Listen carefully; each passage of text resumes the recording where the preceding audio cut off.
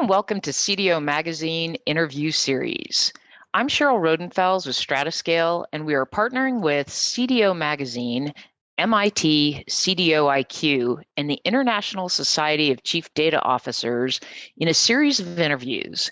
Today, I have the pleasure of talking with Srinivasan, Director of Enterprise Data Engineering and Analytics at Franklin Templeton. Welcome, Hari. Thank you, Cheryl. Nice meeting to you, and very good morning to you and your team. Thank you. Thank you. Hari, would you take a minute and provide us some background on you and your role? Oh, sure. Pleasure is mine. So I go by Hari Srinivasan and been working with Franklin for almost 20 years now, into two segments. So I started my second portion of my career starting in 2008. And then now I'm leading a global team, helping the enterprise in the data engineering and analytics platform. So in my role, I support the sales and marketing and regulatory and global compliance team. I've been growing in this space for almost 20 years, dealing with all types of data. And the other big responsibility is delivering the strategic projects that helps the company to bring in more revenues or to retain assets. And also, I'm big fan of running the operations, because operations is a big backbone for keeping the systems up and running to support the enterprise. That sounds like you don't have any free time. It sounds like a very challenging role. Well, it's all up to us, Cheryl, right? It's all how you organize your time and how you structure the team to be making them responsible and accountable for their roles. So then you can devote your time between work and family. That's a great plan. So with all the things that you're responsible for, and especially you mentioned being responsible for projects that bring in revenue and so forth, there's a prevailing thought that digital transformation and the acceleration of innovation must rely on data and analytics. How has your organization used data to drive digital transformation? We embarked on this journey on the digital transformation a couple of years back.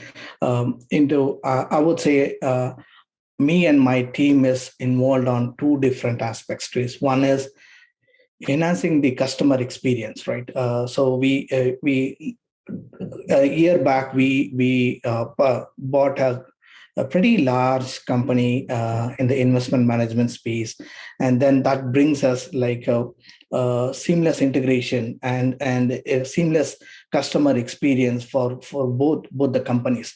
So we embarked on a digital transformation for enhancing the customer experience on the web, like the global websites. We have websites across different countries, and we wanted to clearly provide a personal experience. When people are coming in, they get the information they are looking for very quickly.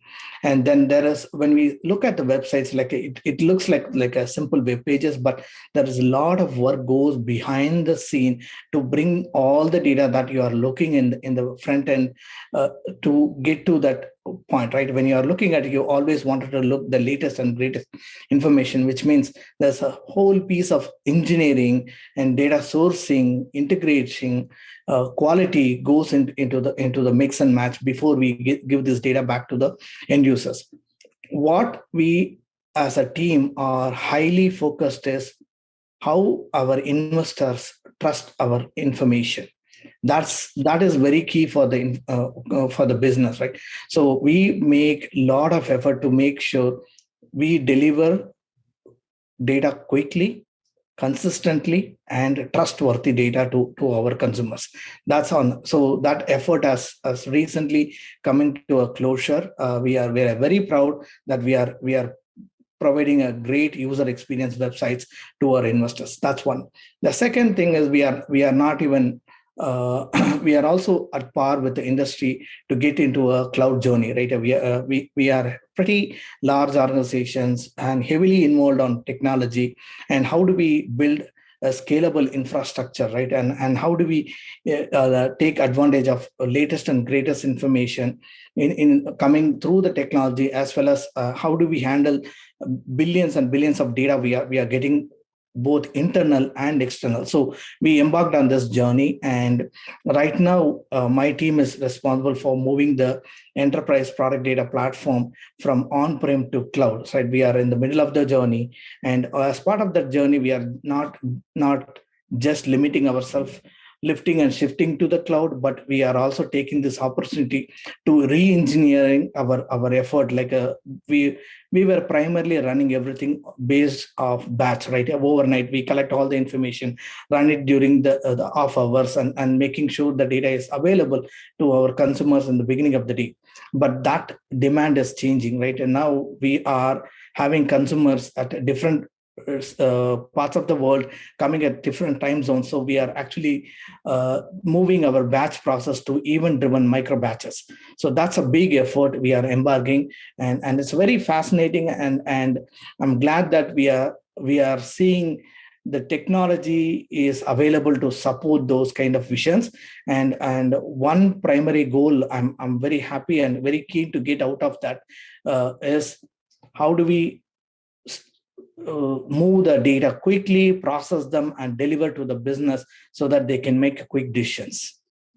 Oh, that's I think that's every internal customer's dream. Is one, you have that trusted data.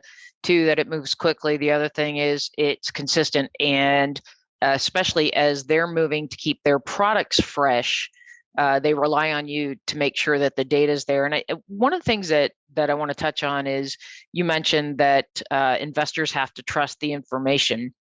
So with your customer experience, I'm going to move around just a little bit here in the questions that we have prepared.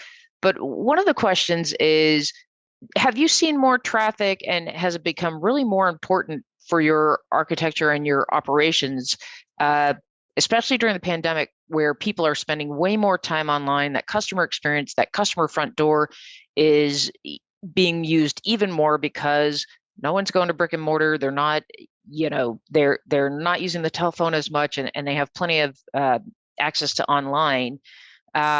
Are you seeing more interactions coming from online? Has the pandemic changed the way that you offer services to your internal customers and external customers? Talk to me a little bit about that, how that might have changed over the last 2 years.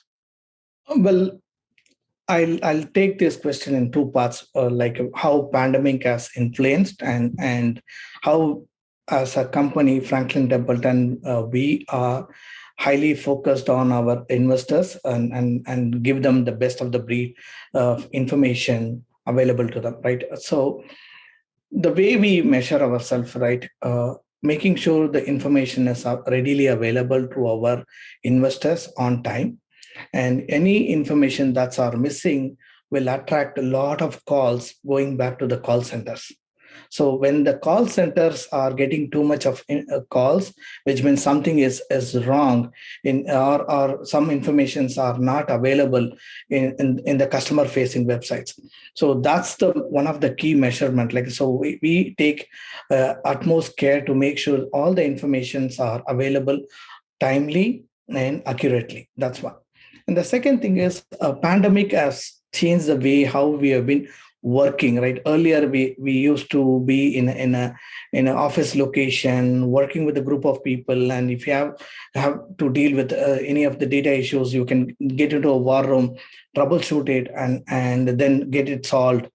That's the kind of a work culture. Now with pandemic, like we all sitting in different parts and virtually connected, but still making it happen, right? We are able to get the tech. That's where the technology is also coming and helping us. Like we use Microsoft Teams as a social platform for connecting people within the office. So we are able to get people on board and deliver results as without any difference, before pandemic and after pandemic. But after pandemic, there's a lot of learning that, okay, you can even get things done virtually, but still, as long as people realize their role and responsibility. Sure.